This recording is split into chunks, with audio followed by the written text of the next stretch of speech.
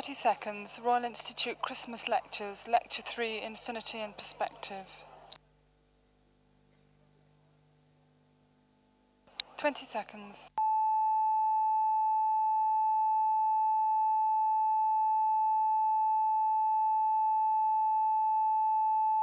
Ten, 9, 8, 7, 6, 5, 4.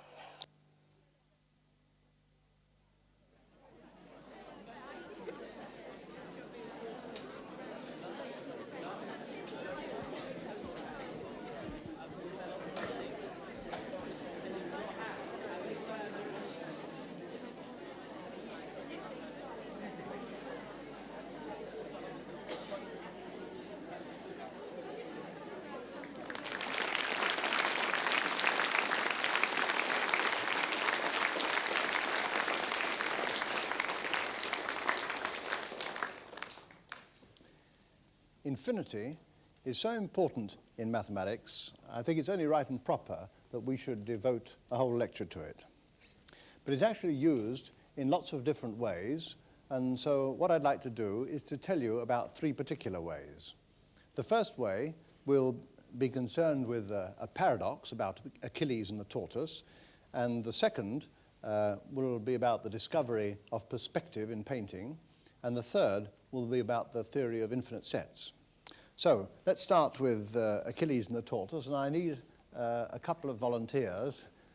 Okay, so why don't you come and be Achilles, and why don't you two come and be the tortoise? Now, for Achilles, you need a laurel wreath, of course. You're going to have a race, you see. So you're going to start at point 0 on the racetrack, here, right.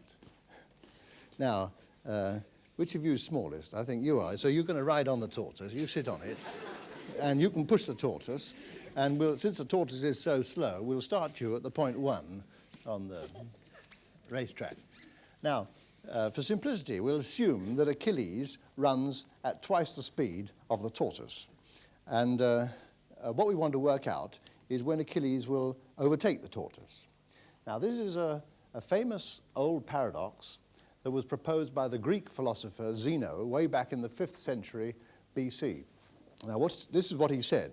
He said, before Achilles can overtake the tortoise, he must first reach the point 1 where the tortoise began, by which time the tortoise will have moved forward to the point 1.5, because he's going at half the speed. So we'll stick in a sign here for 1.5. So we start again. Before Achilles can overtake the tortoise, he must first reach the point 1.5, by which time the tortoise will have moved on to 1.75. So we start again. Before Achilles can overtake the tortoise, he must first get to 1.75, by which time the tortoise will have moved on to 1.78. And so on.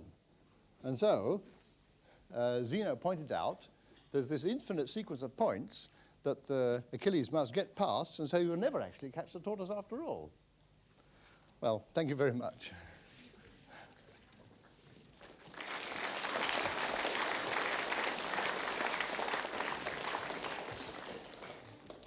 Well, of course, we know that's nonsense. We know that Achilles will actually overtake at the point 2, because the distance from 0 to 2 is twice the distance from 1 to 2, and he's going at double the speed. So how do we resolve this paradox? And we do it by this theorem. Theorem 1. On the left side of this equal sign are all Zeno's little steps, 1 plus a half, plus a quarter, plus an eighth, plus a 16th.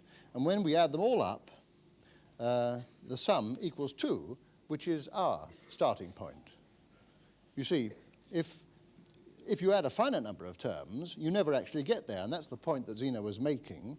If you add 1 plus a half, you get 1.5, and if you add on a quarter, you get 1.75, and if you add on 1 7/8, and 1 15/16, and so on. So in a finite number of steps, you never get there, but, and no doubt this is what he had in mind, if you add an infinite number of things together, then, astonishingly, you get a finite answer. Well, that resolution of the paradox wasn't too difficult, so maybe we missed something.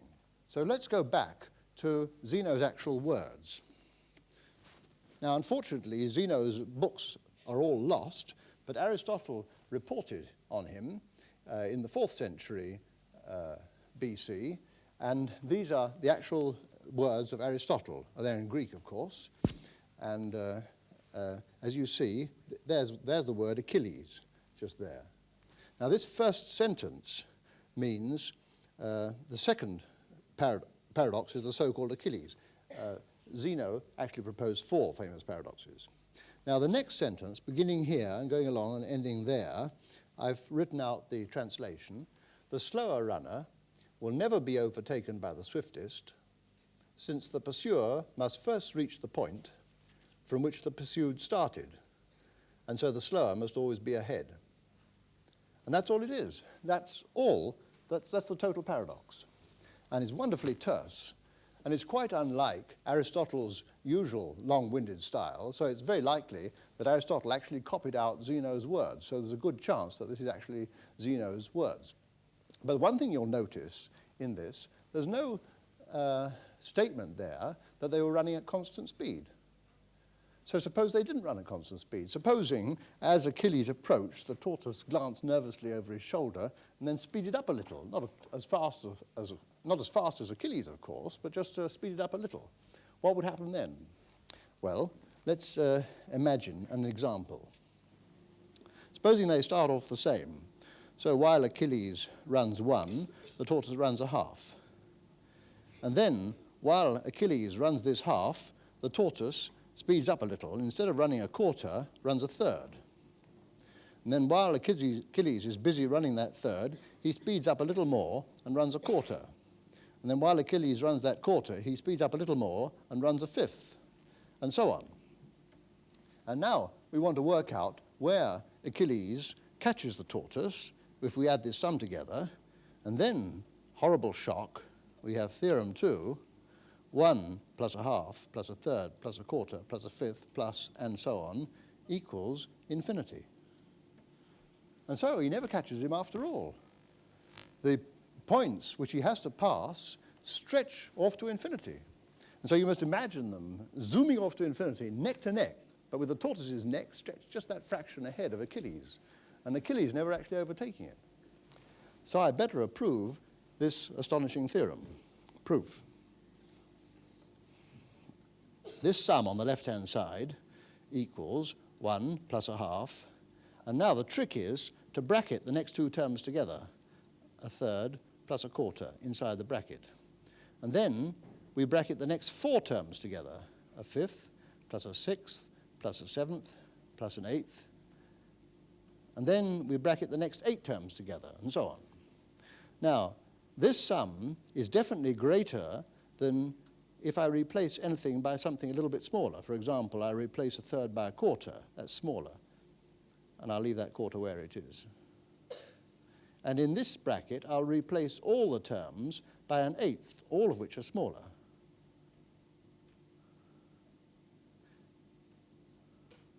Now this bit equals 1 plus that half.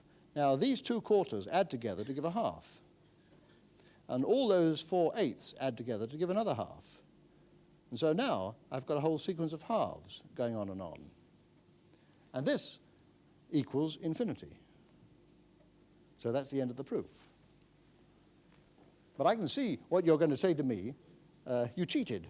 What does that symbol actually mean? Well, in this case, it doesn't mean a noun, it's an adjective. This pair equals infinity is short for saying this sum is not finite. Because if you came along and claimed to me it was finite, I'd say to you, okay, which finite number? And then you'd say to me, oh, well, how about 1 million? And then I'd say, okay, take 2 million of these halves here and add that one at the beginning, and I've beaten you, so you're wrong. And so we can do that with any number. And therefore, the answer is not finite. And that's what we wanted to prove. Well, that was an example where this symbol infinity was an adjective. Now, there are other branches of mathematics where it turns out to be a noun. For example, projective geometry has points at infinity. I mean, in projective geometry, if you were measuring out a line here, you'd label that point 0, and you label this point 1, you label that point 2, and you label the point at infinity, infinity. And so, in that case, the symbol would be a noun. But projective geometry was invented in the 17th century by the French mathematician Desargues, and much of our modern theories of geometry today are based on this understanding of projective geometry. But the point I want to make is that the mathematicians of the 17th century could never have developed projective geometry had it not been for the architects and painters of the Renaissance 2 centuries earlier who discovered the rules of perspective. Now, that was the crucial seed from which the whole idea grew. So that's the next topic I want to talk about, is the discovery of perspective in the Renaissance in the early 15th century. What does it mean when a painting is in perspective? The problem is how to project 3 dimensions onto 2 dimensions. So let's go and look at a painting which definitely is in perspective. This is a Dutch interior by the 17th century painter De Hoogh, which you can go and see in the National Gallery just up in Trafalgar Square. It's definitely in perspective. Now, perspective has 2 meanings. It has a colloquial meaning, which means this painting looks very realistic, but it also has a meaning whereby the lines in this painting obey the rules which were invented by the architect Brunelleschi in Florence in about 1420. Now, one of the rules of perspective which Brunelleschi invented was that all these lines, these parallel lines which are going away from you, all converge to a single point about here called the vanishing point. See, and not only those, but the windowsills converge here, and all the roof beams converge, and they all converge to that point. As a matter of fact, there are a couple of mistakes. There's the table here and the left-hand side of the mantelpiece, but these are probably afterthoughts added after he'd painted over the original perspective point. Now let's look at a painting which is definitely not in perspective. This is a painting from the Alhambra in Spain about 1350, about 70 years before the discovery of perspective. Now, by rights, these 3 lines, that one there, and this one here ought to be parallel. So these 2 determine the vanishing point here, and so this line ought to be go through this point, which it obviously doesn't. And the result, our eyes are very resistant to seeing this plane and this plane and this plane all parallel. Well, I mean, the artist here wasn't attempting to achieve a photograph. He was attempting to do something more interesting, superimpose several different views at once. For example, as you come up along here, you get an upward view of the castle walls as you approach it. And up here, you're looking across the turrets of the castle from the ramparts. And so you kaleidoscope onto one picture all the living inside a castle. And it's a painting about courtly love, and so it's very suitable. Well, now, what exactly is a vanishing point? I mean, why should 2 lines in a painting actually meet when in real life they're parallel? In real life, I suppose they could meet at the point at infinity. Then you would say that the vanishing point was a painting of the point at infinity. But actually, they don't get to infinity in our universe, and so the lines vanish before they get there, and that's why it's called a vanishing point. But what I would like to do is to prove a theorem about the vanishing point. So, we want to, first of all, start with 3 things. Supposing we start with the eye here, and with the picture here, I want you to imagine the picture is like a pane of glass, which you can see.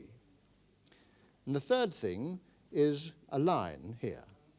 So I've got an eye, a picture, and a line.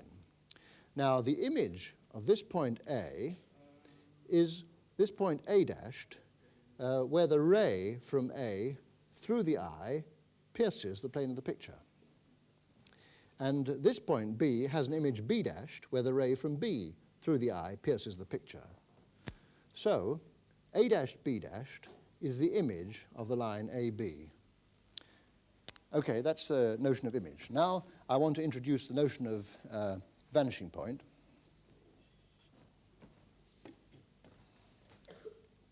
Supposing I have a set of parallel lines here.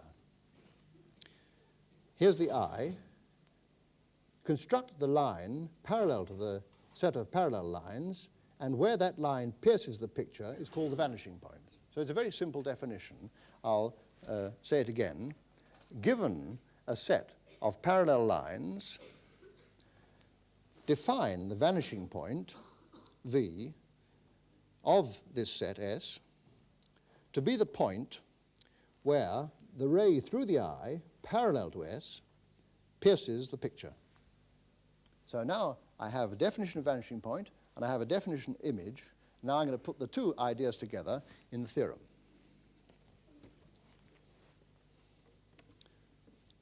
The theorem says the images all go through the vanishing point.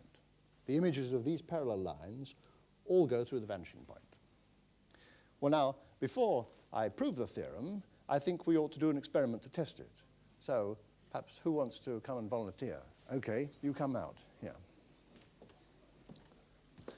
So what I've done here is there's a whole lot of parallel lines. You can see they're made of wood. And are you tall enough? Yeah. Maybe you're just tall enough, are you? Okay. If you're not, I'll hold you up. Well, this white ping pong ball here is the eye, and so I've drawn a line parallel to all those rods through the eye, and where it pierces the picture is the vanishing point. See? And then I've drawn the rays all leading into the vanishing point, and so if you place your eye at the ping pong ball there, all these pieces of wood should be hidden behind the yellow lines, if it works properly. Now, can you get... well done, Bill. That's a splendid thing. Good. So you've got to put your eye just above just above the eyeball. Yeah, it does. Can you see? Yeah. It works, does it? Very good. Thank you very much. Okay. Now, I'm sure the rest of you would like to see that, so perhaps we could get the camera to track up and have a look.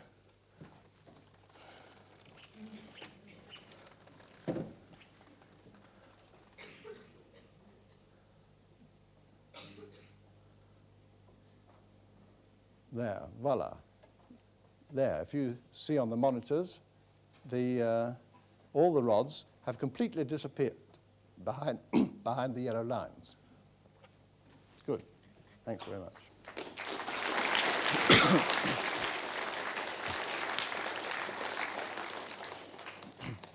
Well, that was a scientific experiment. I now want to give you a mathematical proof of this theorem.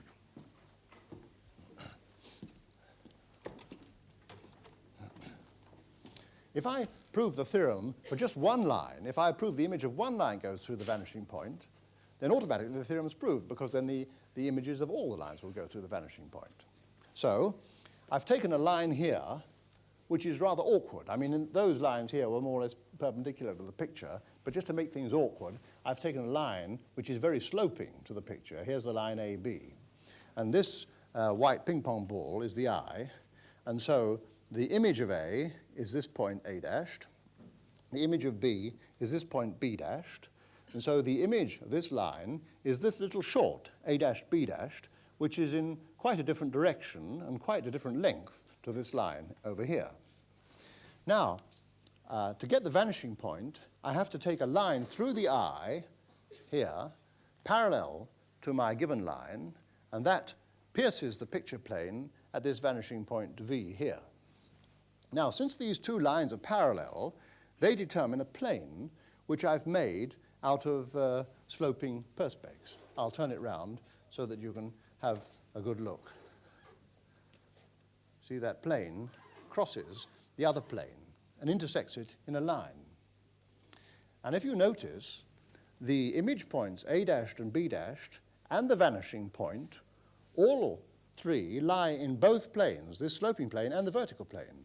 And therefore they lie in the intersection between those two planes, which is this line.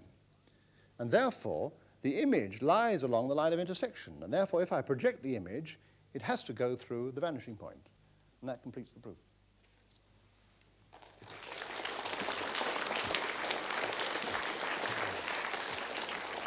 Now, the existence of the vanishing point is just one of the rules of perspective that were discovered by Brunelleschi in around 1420 and first published by another architect, Alberti, in 1436 in his famous book, Della Pittura. Well, I said discovered, but I really should have corrected myself. I should have said rediscovered, because if we go back to classical times, it's clear that the Greek and Roman artists knew about vanishing points. I mean, this is a wall painting from Roman period, about Augustan period, about 27 BC, and is recently unearthed in Rome. It's probably just a painting by a modest interior decorator, but nevertheless it's completely clear that he knew all about vanishing points, but because all these lines here, there and there and there, and even the pediment here, they all converge to a vanishing point about there. You see here they're all drawn in, confirming that you have a perfect vanishing point. Well, evidently these rules were forgotten until Brunelleschi rediscovered them about, as I said, about 1420. But the first painter to use perspective was probably Masaccio, a friend of Brunelleschi's, who lived from 1401 to 1428. He died when he was only 26, but nevertheless he was one of the great founders of the Renaissance, and he left behind himself several masterpieces which profoundly influenced later artists like Michelangelo and Leonardo. And this was probably the last painting he ever painted. It's a Trinity. Here's Christ and God the Father, and the Holy Ghost is a dove in between them. It's in the church of Santa Maria Novella in Florence, and it's painted on the side wall of the church, and it gives the impression that you're looking into a little chapel.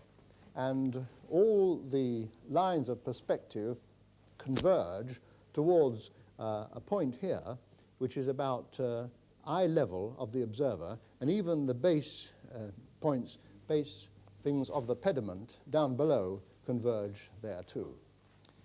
Now, another painting of Masaccio is this one in the Brancacci Chapel in Florence. This is of the story from the St. Matthew's Gospel of the tax man demanding tribute money from Christ and the apostles.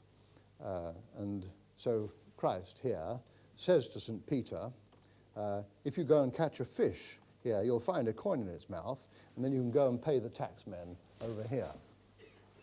Now, many art historians think this is Masaccio's greatest work, and I agree with them. It contains a wealth of innovations, not only the color and the shading. You'll notice all the garments are lit from the left and shaded on the right. Lit from the right and shaded on the left. But also the psychological intensity of expression. I mean, these are real people gripped in real emotions. And Masaccio is one of the first painters really to do this. But of course, we're particularly interested in the perspective, and all these lines on the entrance to Capernaum here, they all converge on the most important figure. And so they all converge on Christ's face, just there. Now, another rule of perspective, which Masaccio uses here, is that if you're painting a group of figures which are all the same level as the observer, then the heads of all the figures should be on a horizontal line. And to make the nearer figures look larger, you put the feet of the nearer figures lower and the feet of the further away figures higher. But you have the heads all along the same line. And this is the first painting ever to use that principle. Next slide. Now, here is another painting. I've put this one in because it's in the National Gallery. You can go and have a look at it. This is probably painted in Florence by Gozzoli about 20 years after Masaccio. It's not a patch on Masaccio, of course. This is a picture of Helen here, of Paris here, abducting Helen. You can see one of his followers has got her piggyback and he's taking her out of the house. But the artist has used the same trick because he's made all these perspective lines above converge onto just above Helen's face so as to indicate the most important character. And if you go and look at the original closely, you can see showing through underneath the paint the lines extended beyond the building towards the perspective point. You can see what the artist did before he began to actually paint the picture. Next slide. Now here's a beautiful little painting by Veneziano, who was painting in Florence about 10 years after Masaccio's death. This is a picture of the angel coming to announce to Mary that she's going to have a child. And as you can see, there is a perfectly symmetrical perspective point just at the back, at the top of the door here.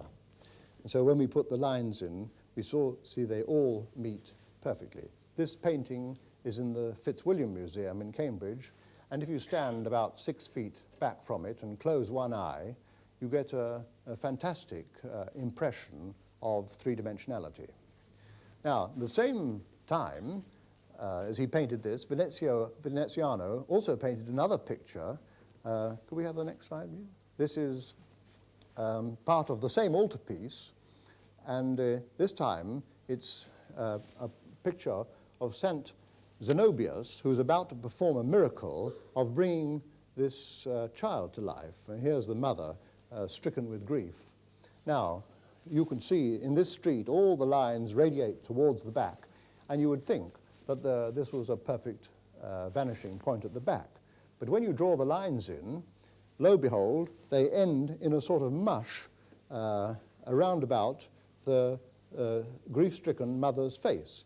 And I think this is a deliberate breaking of the rules by a great artist. A great artist not only knows the rules, but he knows when to break them. And he has broken them deliberately here to indicate the emotional stress of the mother, in complete contrast with his other painting, which he painted at the same time, where you had the perfect harmony of the Annunciation. Next slide. Now, here's another very well-known painting. This is the Arnolfini portrait, also in the National Gallery, by Van Eyck. Now, Van Eyck was one of the greatest living painters at the time, and this was painted in 1434, about 6 years after Masaccio's death.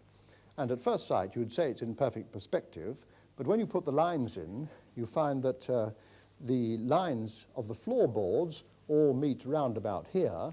The lines from the windowsill don't meet, but form in quite a different area, and the lines from the ceiling meet at another point altogether. Now, it's quite clear that Van Eyck didn't know about vanishing points because he was very fond of tricks, and he'd already painted himself reflected in the center of this convex mirror here. And if he'd known about vanishing points, you can bet your bottom dollar he would have put him vanishing point right at himself. And so evidently the news hadn't traveled up to Belgium from Florence.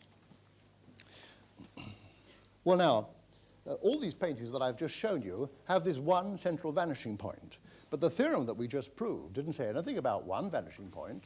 If you had several sets of parallel lines, you could have several vanishing points. And if we have a cube, for example, then this has got 3 sets of parallel lines in it. So you can draw a cube with 3 vanishing points.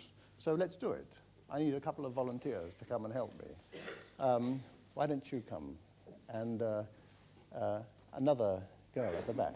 Will you come? Now, here we are. So, what's your name? Susanna. Susanna. Can you reach that up there? I want you to hold that there. And what's your name? Elisa. Elisa. Elisa or Lisa? Elisa. Elisa. Okay, Elisa, you come and stand there ready. So what I'm going to do, where shall we start? Let's start about here. So what I'm going to do is going to draw a cube with those A, B, and C as perspective points. So don't hold it too hard, otherwise I won't be able to move it into the... I'll have to use my glasses, I think. Can't see what I'm doing. Okay. So, we'll draw one line along there, there, and now we'll have one for Elisa. So you hold it up there. And so we'll draw one line along there, to there. Now, Elisa, could you hold it down the bottom? So now we'll draw another one down here.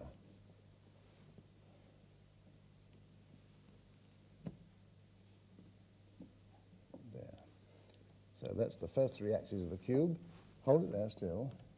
Make sure it doesn't slip away, otherwise it will go wrong. And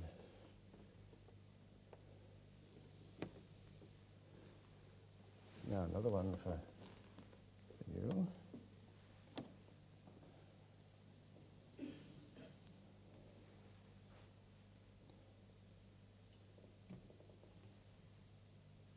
Now another one for Lisa.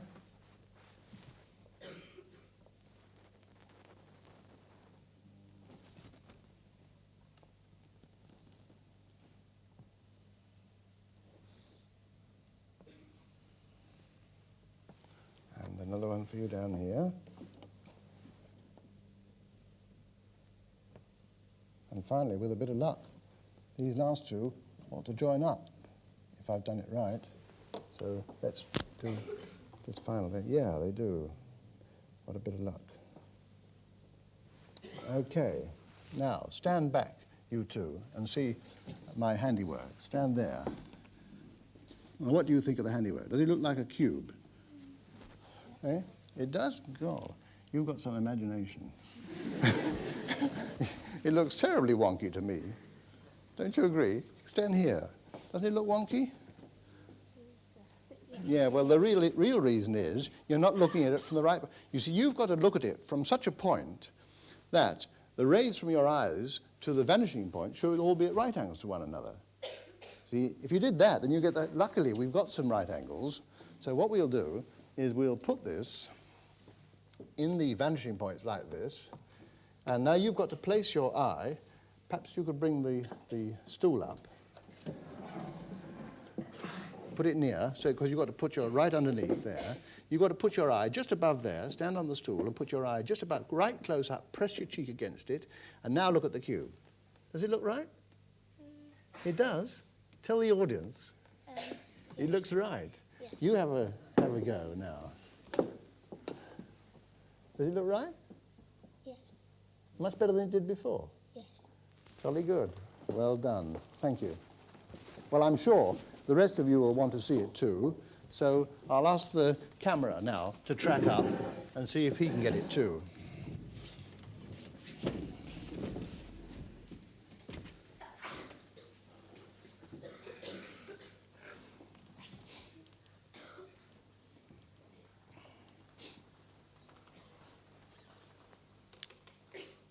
There. I think you've got it. Well, thank you very much. Okay.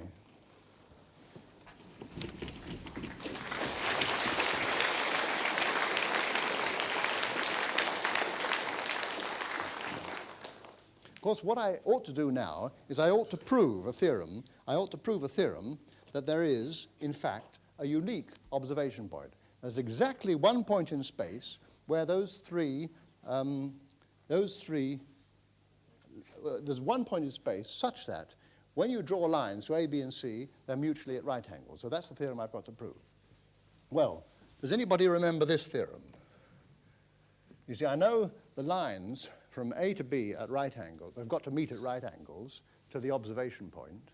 And when you get a right angle triangle like that, then that top point there is on the semicircle with diameter AB. Hands up those who knew that theorem. Ah, well, you did. Very good. Thank you. Well, of course, I don't know where it is on this semicircle, and I don't even know what plane this semicircle is in. So all I know is it's on this semicircle, possibly in any plane. So as I allow the semicircle to move around like that, the semicircle will build up a sphere diameter AB. So all I know is that it's on the sphere diameter AB. But by the same argument, it's also on a sphere diameter AC, and on another sphere diameter BC. And so here we have the three spheres. And so where those three spheres meet is the observation point. Well, of course, three spheres actually meet in 2 points, but one's in front of the board and the other's behind the board, so you can't see it, so it doesn't count. And so there is my unique observation point. And that's the end of the proof of the theorem.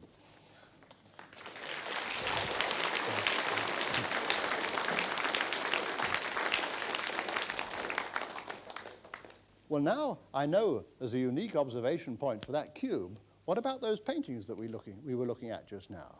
So let's go back and have a look at that first one.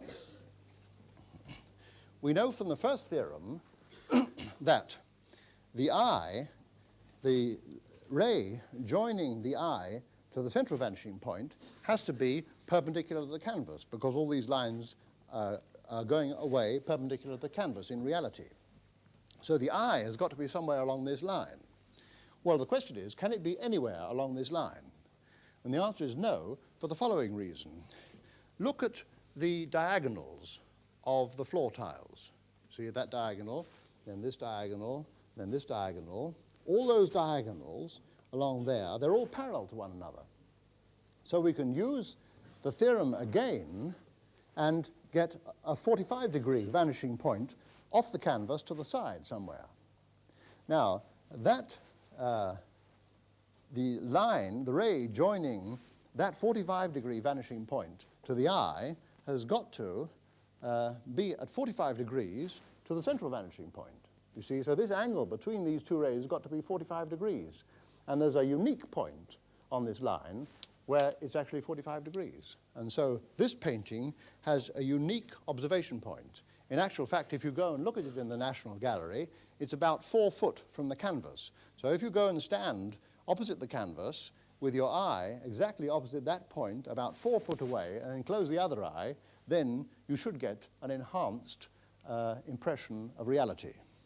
Of course, some artists force you to do that by painting on the inside of a box and then putting a peephole in. So you have to look at the right spot, and then always on those insides of those boxes, they look very realistic. Next slide, please. Now we come to Brunelleschi. Brunelleschi was the discoverer of perspective. And what he did was to paint a little painting. We don't know how he discovered the rules, possibly in his architectural drawings, but we know how he actually communicated it to his fellow artists. And what he did was to paint a painting of the baptistry in this Florence, this little octagonal building here, which sits in front of the cathedral here. It's the oldest building in Florence. It's 300 years older than the cathedral, and it's held in great reverence by all Florentines. For example, Dante was baptized there.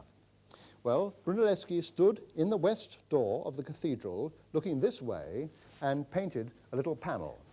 Unfortunately, his original panel is lost, but from contemporary accounts, we've been able to reconstruct it, and this is what it looked like here. Now, the reason why Brunelleschi chose the baptistry is because it's an octagon, and therefore the sides, a lot of the sides slope at 45 degrees to the point that you're looking at. So it's got very strong 45-degree vanishing points. Here's, I've made the corresponding vanishing points for this little panel here. You see the panel sits in like that. And so there are very strong 45-degree vanishing points.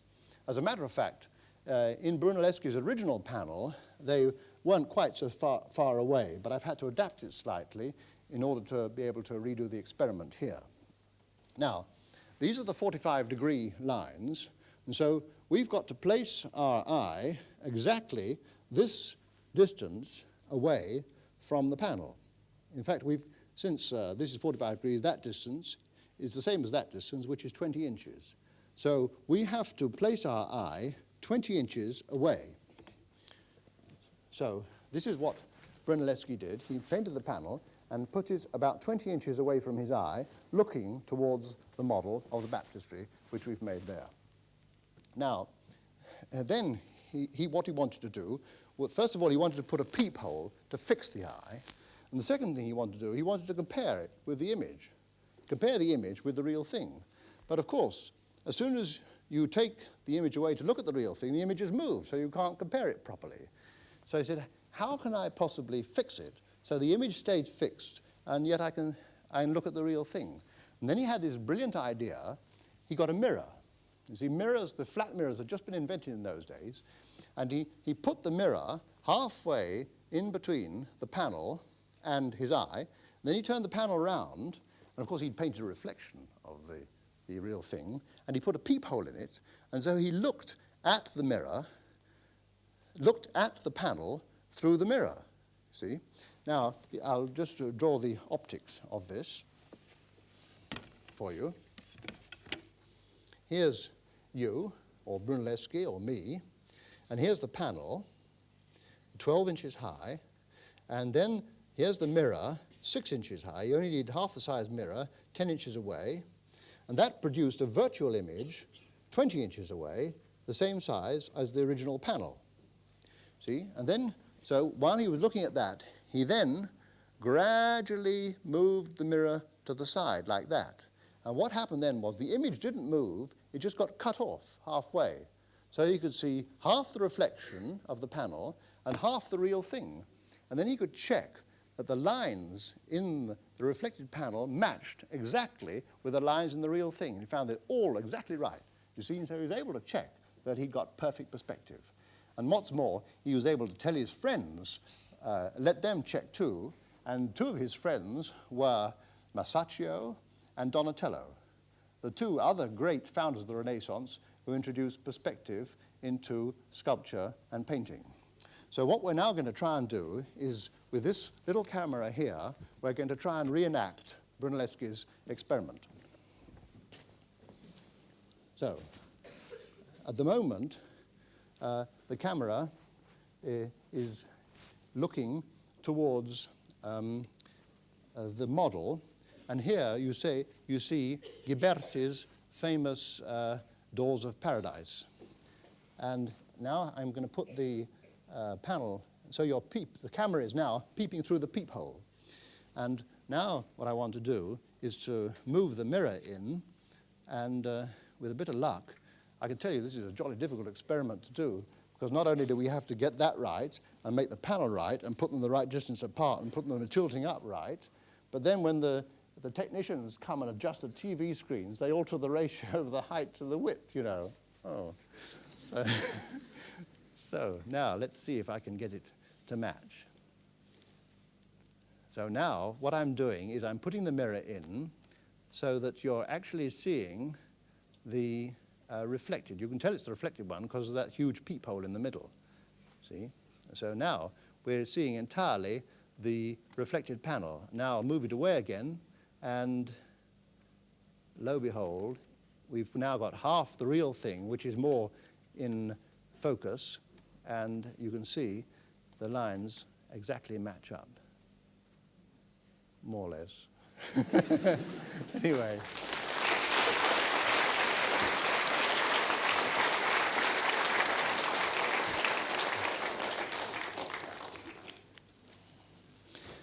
Well, so far, we've been talking about infinity in algebra and geometry. In algebra, we talked about infinite sums. And in geometry, we talked about points at infinity and vanishing points. Now, the question comes, is it possible to talk about infinity purely by itself? And the answer is yes, thanks to the German mathematician Georg Cantor, who, more than any other mathematician, has increased our understanding of the infinite. So I want to finish by giving you a little theorem of Cantor's, which he proved in 1884 when he was only 29. I said it's a little theorem, and it's because it's only got 4 symbols. And when I eventually give you the proof, it'll only have 4 lines, but nevertheless, it's a masterpiece, and so as you will see. Let me explain what it means. It's a less than 2 to the a. So supposing A is 1, that would be 1 less than 2 to the 1, and 2 to the 1 is just 2. Now, suppose a was equal to 2, then it would be 2 is less than 2 squared, which is 4. Now, suppose a was 3, then it would mean 3 is less than 2 cubed, which is 8, and so on. And so you'll be saying to yourself, okay, what's all the fuss about? That seems easy. And then the fuss is that a can not only be a finite number, it can be an infinite number. So if you come along and bring me an infinite number, a, and then I can put in 2 to the a, which is going to be a bigger infinite number. So that's the first terrible shock, is there are different sized infinities. And then we can take that bigger infinity and we can plug it in on the left-hand side again, and lo and behold, out come the machine comes another bigger infinity, and so on. And so we get an infinite sequence of bigger and bigger infinities coming out of this innocuous little theorem. Well, of course, I know what you're going to say is, I don't believe in infinite numbers. And to which Cantor replied, okay, then I'll prove it for infinite sets. You believe in infinite sets, don't you? I mean, how about the set of whole integers, positive integers, 1, 2, 3, 4, 5, etc.? And so you have to say, yes, well, I suppose, yes, I believe in infinite sets. But then you say, if A is an infinite set, what the heck is 2 to the A? I mean, how can you have 2 to the power of a set? And so then Cantor says, oh, well, 2 to the A is my shorthand. 2 to the A is my shorthand for the set of subsets of A. Well, now, A is a set, and 2 to the A is the set of subsets. Now, that's enough to boggle anybody's mind, so let me give an example. Supposing we have a set with just 3 elements, x, y, and z. Then a subset of this could be just the pair x, y. Or alternatively, it could be just the pair x, z, or even y, z. Or it could be just x alone, or y alone, or z alone, or even nothing. I'll write that a naught with a cross through. Or it could be the whole thing. So what I've done is to write down a list of all the possible subsets of my set A. And if you count them up, there's 1, 2, 3, 4, 5, 6, 7, 8. And now you're beginning to see why Cantor chose this funny notation.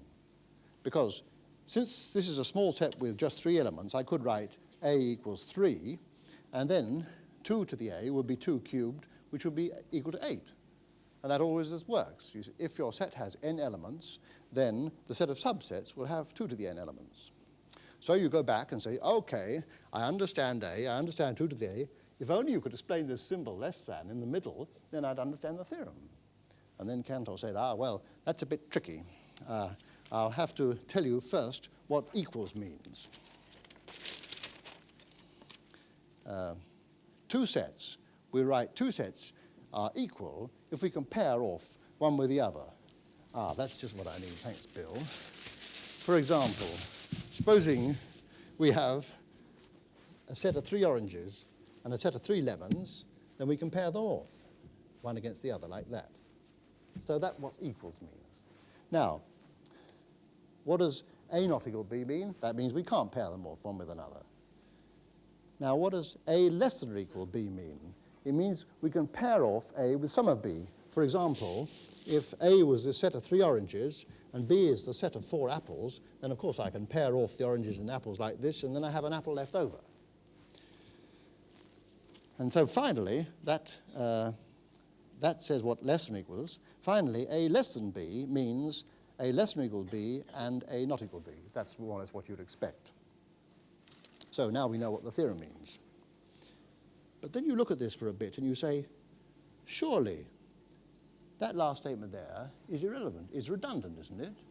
I mean, if I can pair off A with some of B, surely I can't pair off A with the whole of B.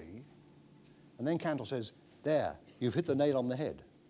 Because I agree with finite sets, you can't, but with infinite sets you can. So I'd better really give you an example now. An example of a situation of a set A, which is less than or equal B, and A equals B. So for A, I'm going to choose the set. A is equal to the 1, 2, 3, 4, 5, and all the positive integers. And for B, I'm going to choose the set 0, 1, 2, 3, 4, 5, and all the integers. And now, how do I pair off A with some of B? The answer is I just mark each one down to the one below. See? So that's easy. I pair off A with some of B, leaving naught over. Now, how do I pair off A with the whole of B? Well, I just move B along, and there it's done. And nothing drops off the end because there is no end. You see, the pairing goes on forever, and it's quite okay. Well, before we get down to the proof of the theorem, oh, yes, now you know what less than means. It means we've got to prove two things. So let me just put up the things that we have to prove. We've got to prove two things, that A is less than or equal to 2 to the A. That is, we can pair off A with some of 2 to the A, and A is not equal to 2 to the A. We can't pair off A with all of 2 to the A. Well, now, before I get down to the proof of this theorem, I want to tell you about a paradox, about a barber, because this paradox uses the same trick that we're actually going to use. So I need a volunteer to be the barber. Why don't you come and be the barber? Yeah, we've got a nice, real, muscular barber. Here we are. There's your coat, and here's your badge of office, razor. Okay, now, you stand there. I want to tell you about the paradox. Once upon a time, there was a village. And in this village, all the men were clean-shaven. Some of them used to shave themselves, and other ones used to go to the barber, So we'll call them barber's clients. Now, the barber's job was to only shave his clients. Now, the question is, do you shave yourself?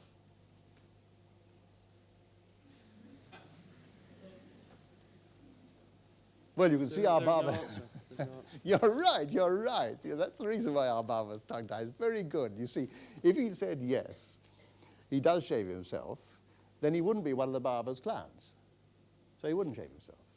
So if he said yes, he should have said no. But if he said no, that is to say, he would be a barber's client, then he would shave himself. So he should have said yes. So the great thing is to say nothing, and that's why he said there was no answer. Very good. Congratulations. Okay, now you've seen that. I need 10 more volunteers. Right. So let's have you, and some you, and now you two. You've come before, haven't you? Oh, come on then. Let's see. Oh, you're going to be. You can take the barber's coat off again now. Let's see, how are we doing? We've got 1, 2. Oh, we need another girl. Why don't you come out? So, and how many boys? The boys go stand over there, and the girls stand here. So you can go and join the boys and collect a placard. Where? Some boys. Okay, you, and you at the back there with the blue jersey. That's right, you. Oh, no, you can't. You're a girl. Sorry. Another boy. Okay, come on then.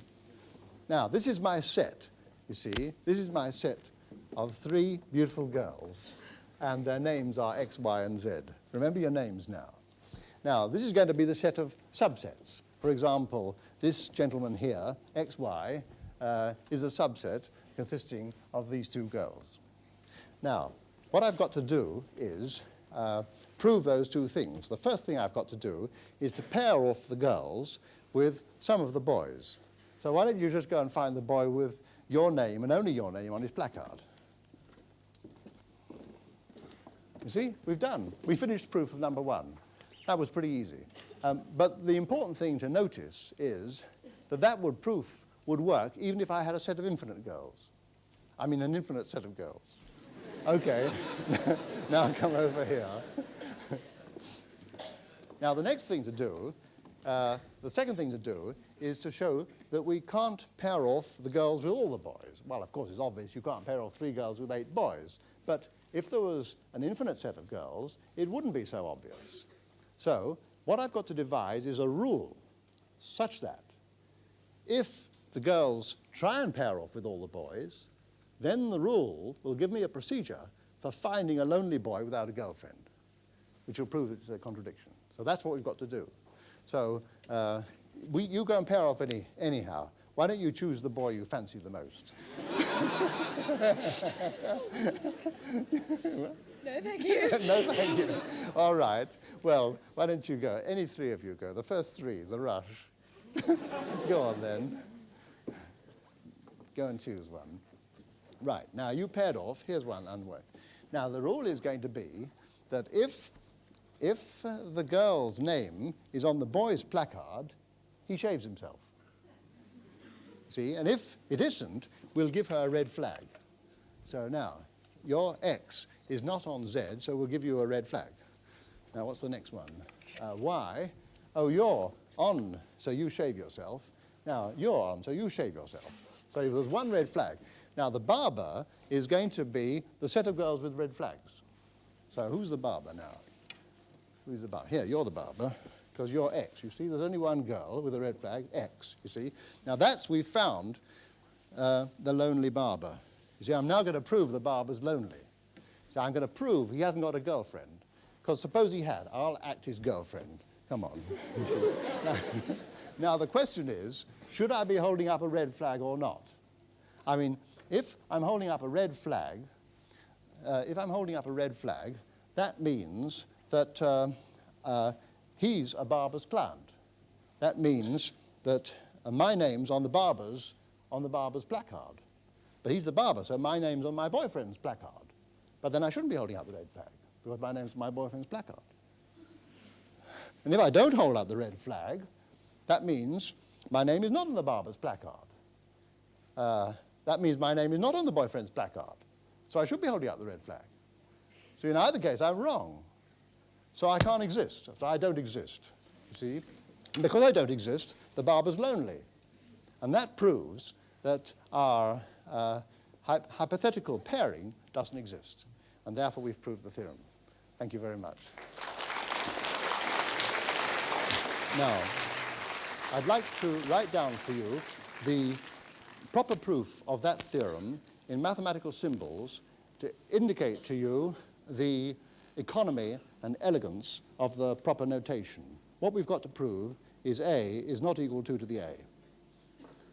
Suppose not. This is the proof. Suppose not. That is to say, we suppose there is a pairing. So let X goes to Fx be the pairing. X denotes the girl, and Fx is her boyfriend. Let B equal the set of X such that X is not in Fx, the set of girls whose names do not appear on their boyfriend's placards. B is the barber. Let Fy equal B. Y is the barber's girl. Then Y is in B if and only if Y is in F of Y, because from that equation I can just replace B by Fy. So the barber's girl is holding up the red flag if and only if she's on her boyfriend's placard. But from the definition of the barber, that is if and only if Y is not in B.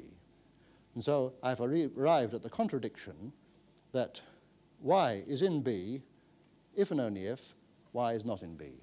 Therefore, my original supposition was wrong, and therefore A is not equal to 2 to the A, and therefore A is less than 2 to the A, and that's the proof of the theorem.